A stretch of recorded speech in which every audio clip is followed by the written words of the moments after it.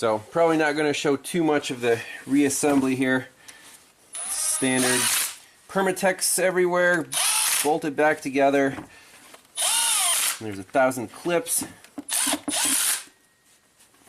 So this is really the time-consuming part.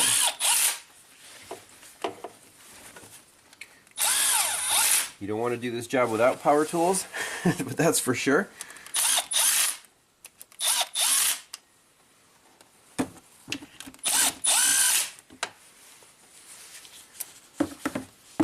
Obviously we'll torque everything to spec.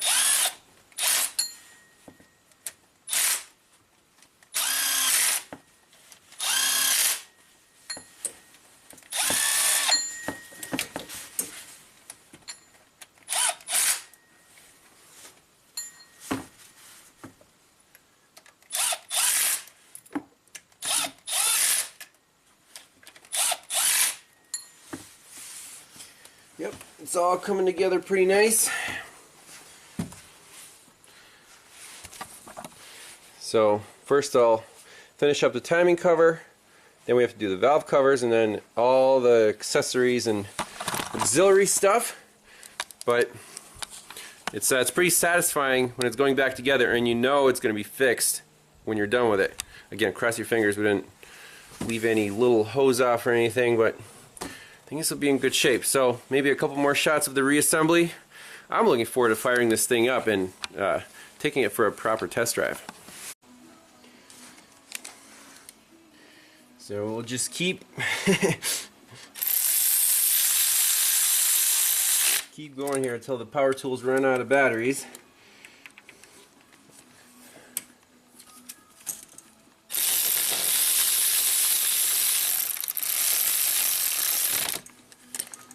It's nice that these bolts are all hex. Sometimes those are easier to work with than standard fasteners. One more right here.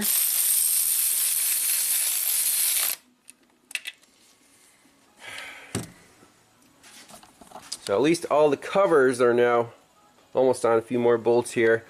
Timing cover, left and right valve covers, intake manifold, and then I have to figure out how to reroute all these wires and hoses. Just kind of let it fall into place, I guess. I got to put on this bracket for the power steering and the alternator, and I might fire it up without putting coolant in it first just to make sure it runs. But yeah. So all in all, if I was to do this job again, it would probably take half the time, which is normal. But I just can't wait to drive this thing, really. Well, might have to go back to the previous video footage to see how everything's routed, because there's so many hoses, so many wires and lines. For example, I forgot to feed these knock sensor wires under the intake manifold, the plastic part, and I already bolted it down. And these will not reach, I mean they're close, but they don't quite reach the OEM bracket here, so they need to go under. So I'm going to remove all the bolts again, lift it up a hair, feed the wires through. I want this thing to be as it showed up here in terms of routing everything. It's going to take a little while. So reinstalling the alternator, there's a bolt right here underneath that's you can get to with a couple swivel extensions and a U-joint on your socket. So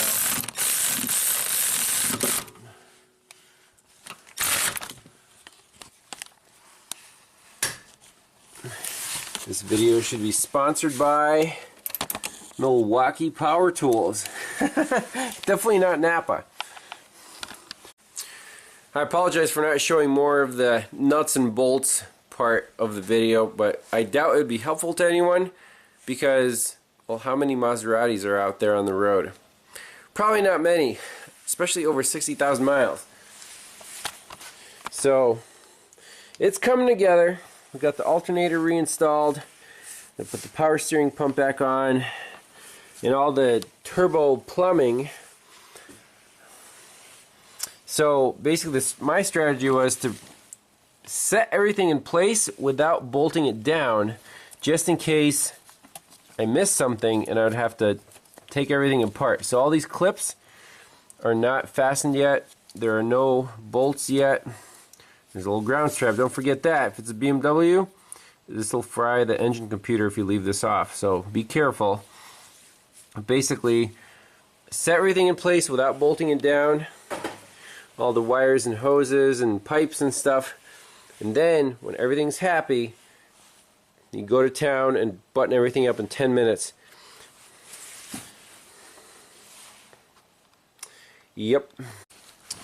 So while we're up front, we have all this beautiful room.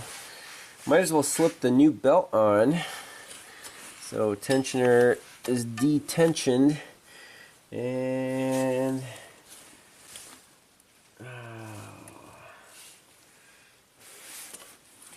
let's see here.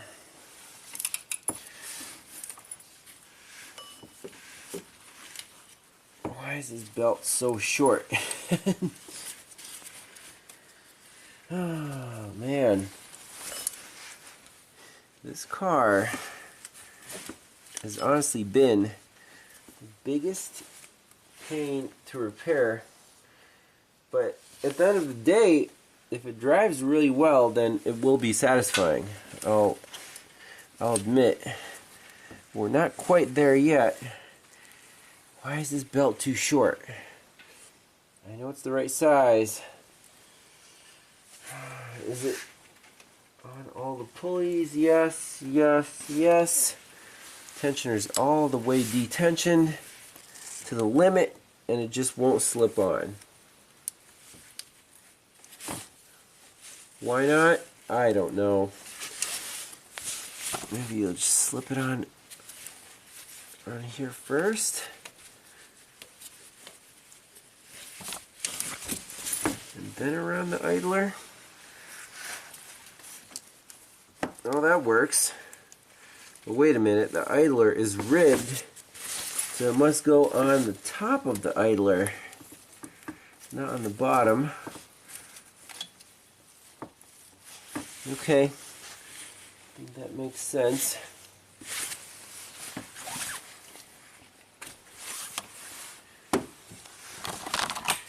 There it is. So it goes on top of that idler, over that idler, down to the AC compressor, over the water pump, down to the crank pulley, which I buzzed down with an impact wrench. And now the alternator belt is a stretch fit, silly stretchy belt. They even say stretchy belt. And I'm ashamed I don't have the proper tools to install it, but like everything else with this car, we'll find a way to install it. So we'll just start it on there and use something plastic to, while turning the crank, guide the belt on there, and it'll stretch, it'll do its thing. But otherwise it's getting real close. So for the stretchy belt, I just have a little household clamp holding it on. I'm going to spin the engine over with a breaker bar, or ratchet rather. We'll see if the stretchy belt is stretchy enough. Here we go. Make sure it fits in the grooves.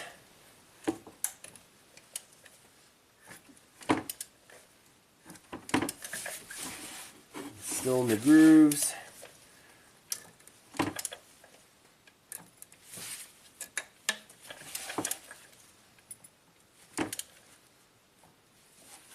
You told me it was that easy. So this is special tool, Maserati tool number 53049, available at your dealer for 200 bucks.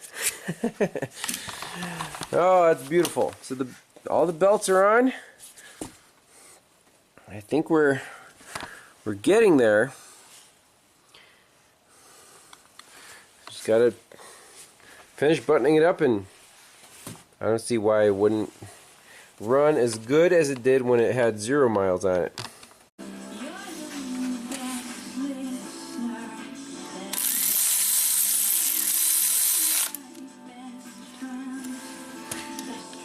Benefits. It's coming together. The closer you get to the end, the faster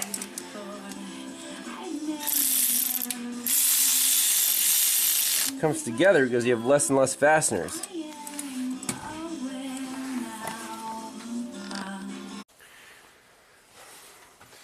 Back on the ground, ready for startup. Filled it up with coolant last night, so everything's plugged in, everything's back together except for like the windshield wipers. I just want to hear this thing run, warm it up, make sure there's no leaks.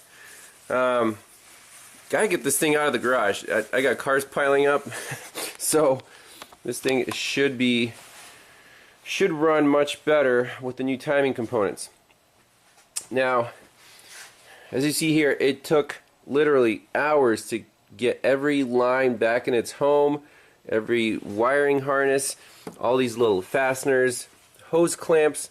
I actually replaced a couple of those one-time use hose clamps with regular hose clamps. So one there, put a spring clamp on there, a couple other ones, but that should all be tight. And I'll hand it to Maserati here. Everything is so, their clips are really hold everything in place. I mean, once you have everything buttoned up, you can't move anything, because this thing, they don't want stuff flopping around, vibrating.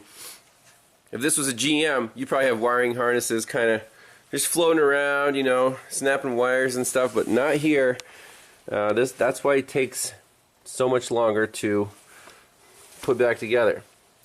One little thing I noticed was this vacuum line I routed under these 2 pipes, but when you clip the pipes in, they kind of squeeze the vacuum line. That's not good. And I had 1 screw remaining. I had no idea where it went. Well, it goes on a little clip on that vacuum line under this valve, which I already bolted down. So I'm going to have to unclip everything here, move it out of the way, reroute the vacuum line, and then we can fire this thing up.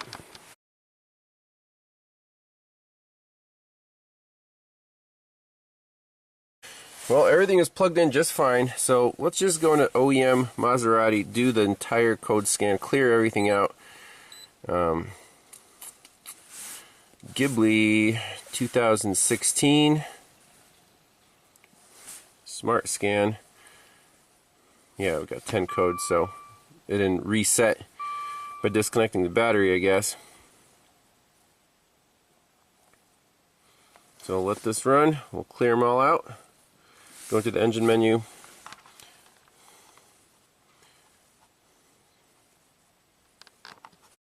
Well, I was going to reset the clock and date, but it says sync with GPS time. Boom. Well, that's helpful. Let's see if this has driving assistance. Well, I wanted the maintenance.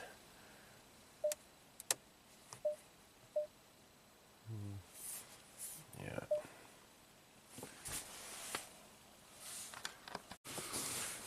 Alright, I'm just going to say clear DTCs here.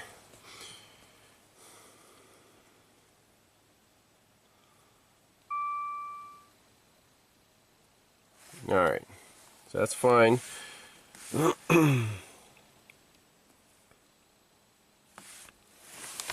turn the key off.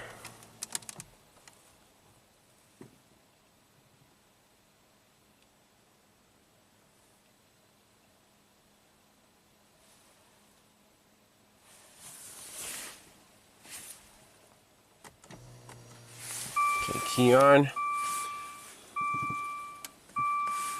Read fault code, no trouble codes, data stream. dynamic parameters. I want to see this mass airflow HFM and HFM2. Take manifold pressure absolute. And do we have fuel trims or oxygen sensors here?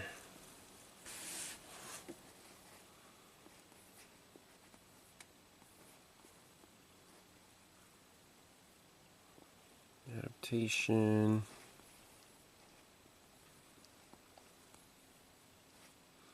Alright, let's just look at the airflows. I'll fire it up. Let's go.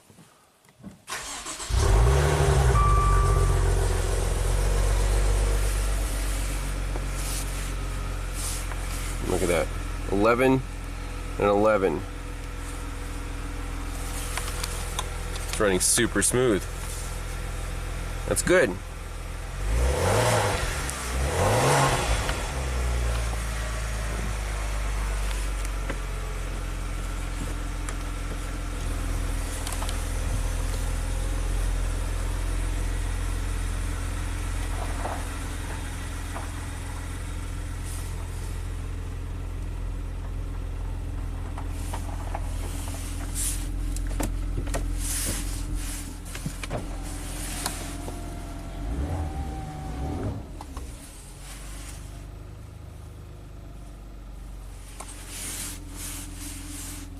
Scan for codes. Okay. No trouble codes. So let's exit out of here and see what OBD2 shows.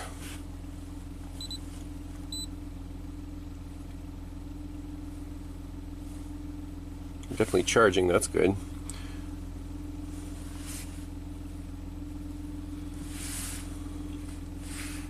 Live data. Wow, they really don't give you much at all here. Where's my oxygen sensors?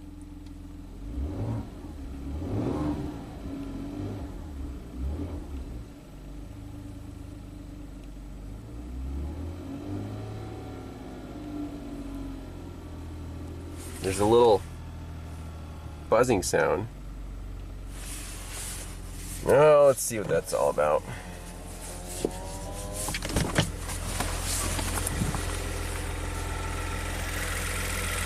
It's probably the high pressure fuel pump,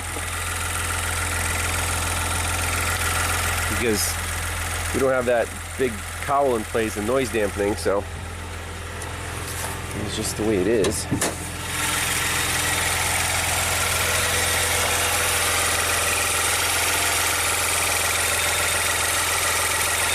Yeah, I'm sure that's it.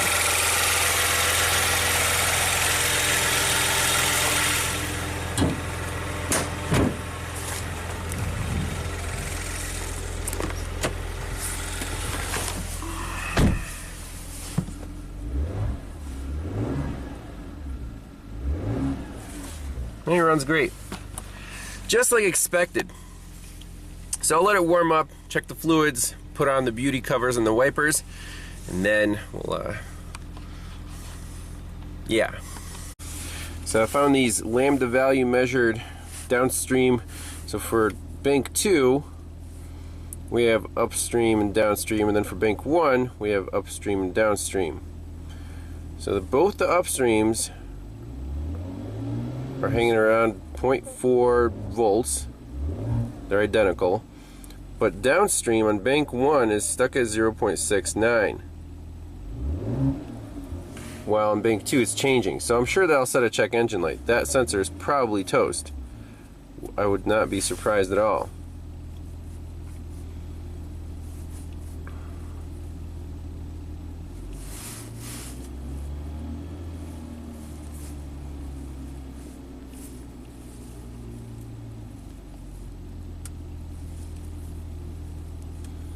I don't know if it multiplicative mixture adaptation at actual load bank 2 versus bank 1.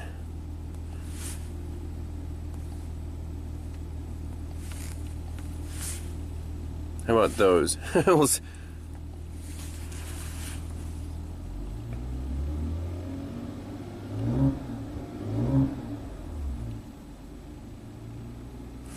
So they're about equal. Okay, that's good. Sweet. Uh-oh. Where's the smoke coming from?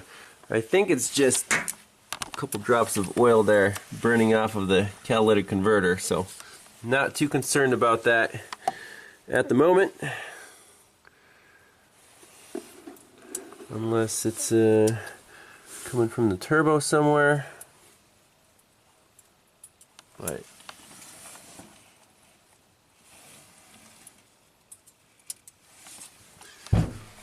well, I'll let it cool down a little bit. We'll button it back up, take it for a good spin. Putting on the final touches here.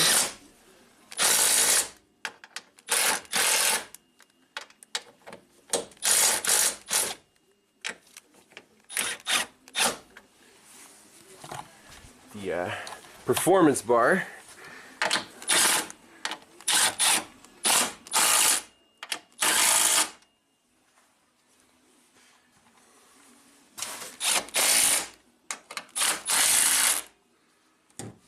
Got a couple screws here and there. Then the cowl, wipers, belly shield, engine cover. No more fasteners left. I'm done. This thing is fully assembled.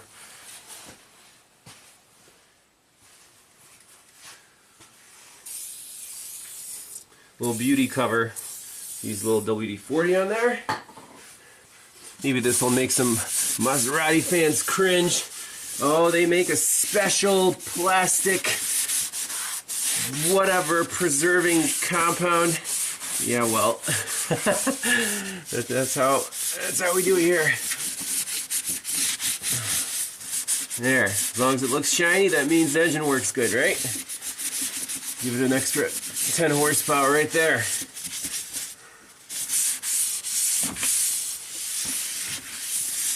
I bet if you take it to the Maserati dealership and pay them $10,000, they might even detail your car for you. I think that's standard practice. And they would give you a brand new loaner. So,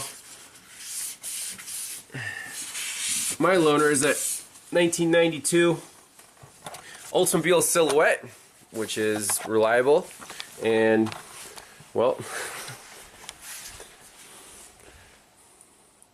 now it's time for a little bonus footage.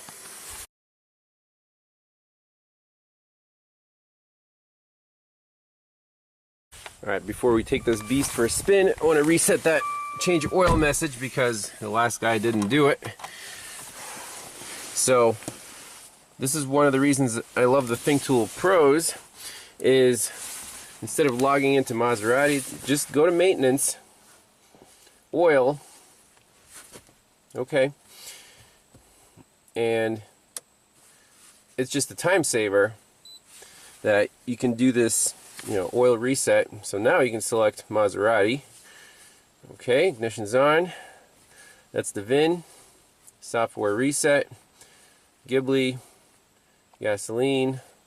Okay. Oil change servicing information delete. Data set correctly. Reset successful. Okay. So now we go to,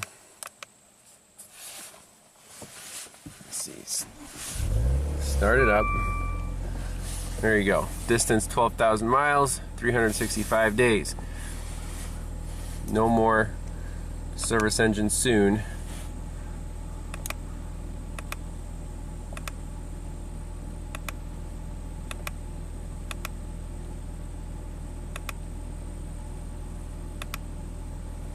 So vehicle info, to torque distribution, we got 100% in the back. I pumped up the tires to 35, so that'll update soon.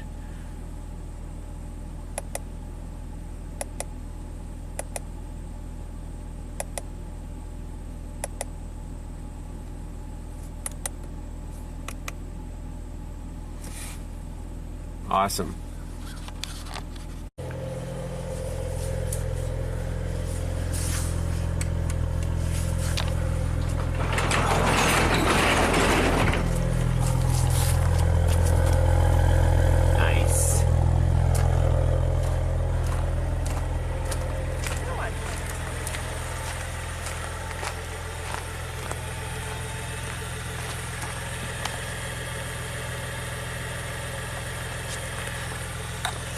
So my wife thinks this is the sexiest car I've ever worked on, so I'm going to take it for a test drive.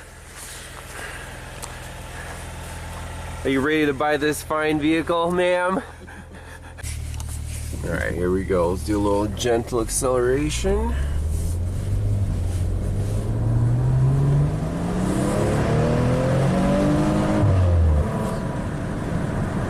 Okay. What do you think? Is that impressive? Are you impressed? You put a smile on your face?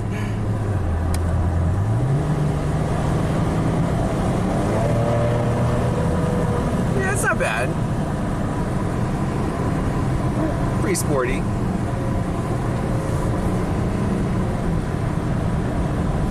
Super smooth. Alright, so the Maserati drives absolutely as good as new with new timing chains. So from here on out, they're going to slowly stretch until you get to 120,000 miles. Then you're going to jump time again, and then you're going to have to, get that fixed. So maybe I'll recommend more frequent oil changes. The owner said that he was changing every 10,000 miles. I'm like, maybe every 5,000 miles would be a good idea, especially with short in-town trips. But let's scan it for codes one more time for good luck. See if all the monitors passed or not, or which monitors passed.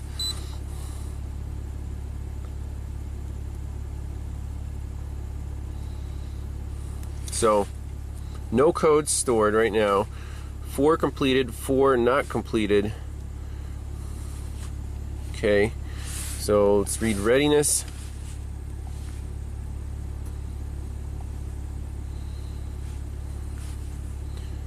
Fuel system not ready, cat not ready, evap not ready, O2 sensor monitor not ready.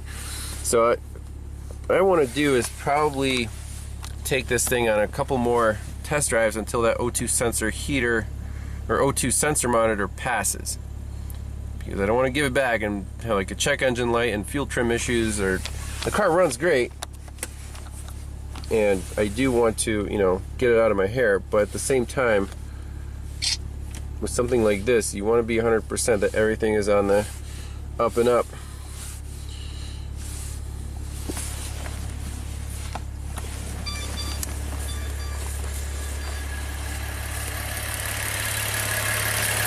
Sounds smooth, no leaks, no smoke.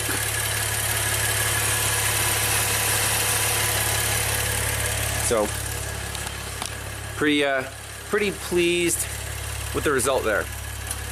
I hope you enjoyed the Christmas special, and I don't know how many parts this will be, but Merry Christmas, and have fun on the roads.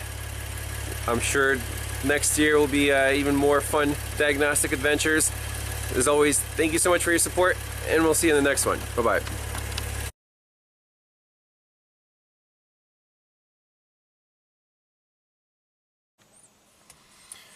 Little bonus footage on the Maserati. In the OBD2 menu, we got all readiness monitors completed. That's awesome. So let's just make sure there are no pending codes. No fault code. So that's it.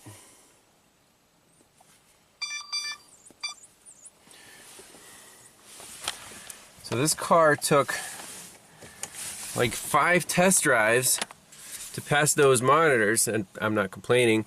Basically the last test drive, I just drove it like a grandma, real chill, just cruise into town, and it finally passed the oxygen sensor monitor, the fuel system monitor, and now the evap. So good deal, ready to return to the customer. it was a good learning experience. I mean, I can see why it's fun to drive. Not gonna lie. Is it fun to work on? Well, once you go through it once, the second time around, you know, it's a doable job. You just have to be really patient, pay attention to every little nut, bolt, fastener, just like any job, but there's just a lot more stuff to get, you know, to tear off to get to those timing chains. It's unfortunate that you have to do this job every 60,000 miles. I mean, those chains were completely stretched out, but now it should be as good as new, ready for the next 60,000 miles, and owner will be pleased, and that's the main thing. So, hope you enjoyed the Christmas special, and we'll see you in the next one. Bye-bye.